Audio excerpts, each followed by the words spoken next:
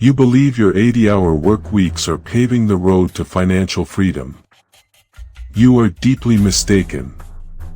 You are not building an empire, you are eagerly financing the shovel to dig your own early grave. The system has successfully manipulated you into begging for your own execution, calling it ambition. They call it hustle culture. The reality is much simpler. It is a consensual slaughterhouse. Let's look at your daily life. You drag yourself out of bed, exhausted before the day even begins. You grab a cheap cup of coffee, staring blankly at the traffic. By noon, you are eating a cold sandwich at your desk, one hand typing, your eyes glued to a spreadsheet that nobody will even read carefully. You sacrifice your sleep, your peace, and your youth, all to make the company line go up. Society glorifies this. They tell you to outwork everyone, to answer emails at 1 a.m., to always be on the grind. They call you a rockstar employee. But look at the truth. You are trading your irreplaceable life for a pat on the back.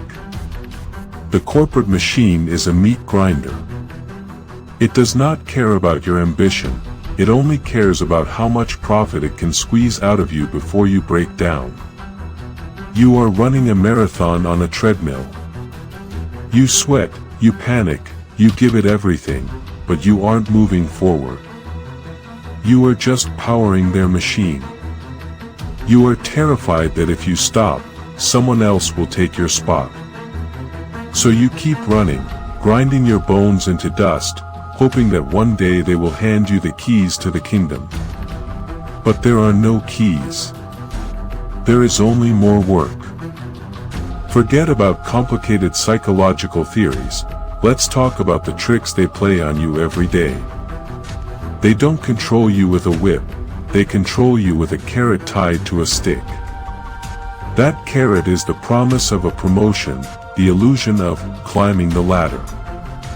Whenever you feel completely burnt out, your boss gives you a tiny bonus, an Employee of the Month certificate, or a cheap round of applause in a team meeting. And just like that, you are hooked again. You are addicted to their cheap praise. You start confusing a fake title with real value. They pile on the workload of 3 people onto your shoulders and call it a great opportunity to prove yourself. It's not an opportunity. It's robbery. They are stealing your labor and paying you with empty promises. And the biggest lie of all. We are a family here. Listen carefully, a company is not your family. Your family is the people waiting for you at home, the ones you keep ignoring because you are too busy fighting someone else's war.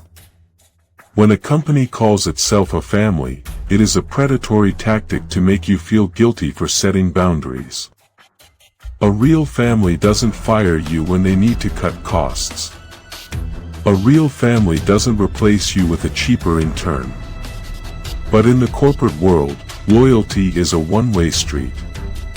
You give them your absolute loyalty, and they give you a legally binding contract that allows them to dump you whenever you become too expensive. They want you completely dependent on their approval, terrified of making a mistake, constantly checking your phone during dinner. You are trading your actual family for a group of strangers who wouldn't even attend your funeral if it fell on a busy Monday. Let's talk about real life. Look at the guy sitting in the cubicle next to you, or maybe, look in the mirror. Let me tell you about a guy who played by all their rules. For 5 years, he was the first to arrive and the last to leave. When his child had a birthday party, he was in the office, furiously typing a pitch deck to impress a client. When his mother was hospitalized, he was taking conference calls in the hospital hallway. He swallowed his pride, ate the cold dinners, and destroyed his health, all because his director promised him a senior partner role next quarter. He believed the pie in the sky. He believed his sacrifices meant something. His health went down the drain.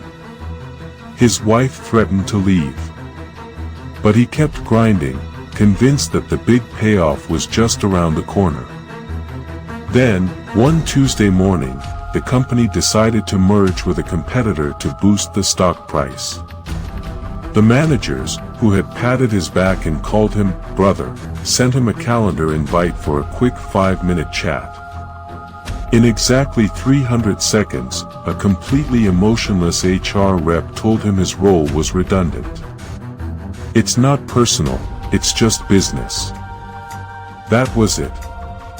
5 years of missed birthdays, ruined health, and blind loyalty wiped out in 5 minutes. By lunchtime, his email was disabled. By 2 p.m., security escorted him out with his things in a cheap cardboard box.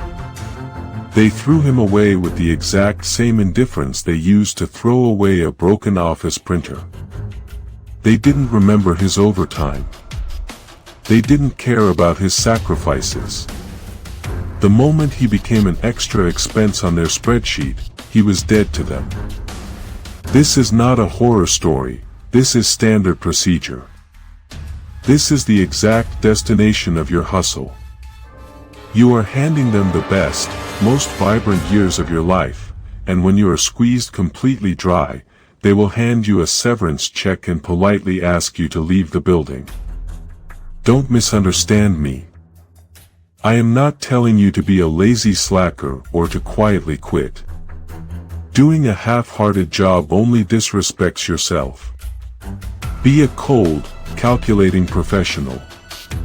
From 8 a.m. to 5 p.m., be absolutely ruthless and exceptional at what you do. Deliver flawless work. Make sure they know your exact worth, and trade your highly sharpened skills for every single penny they owe you. Be a mercenary. You do the work, they pay the money. It is a strictly fair transaction. But the second that clock strikes 5 p.m., you pull the plug. You lock the door. You ignore the emails, and you decline every single corporate call. When they try to guilt trip you, when they look down on you and tell you that you lack ambition, just look at them and smile with pure pity. They are trapped in the machine, but you are not. Because here is the brutal truth they will never understand: the highest, most difficult ambition a human being can achieve is not sitting in a high-pressure director's chair while downing blood pressure pills. The ultimate ambition is mastering your own peace.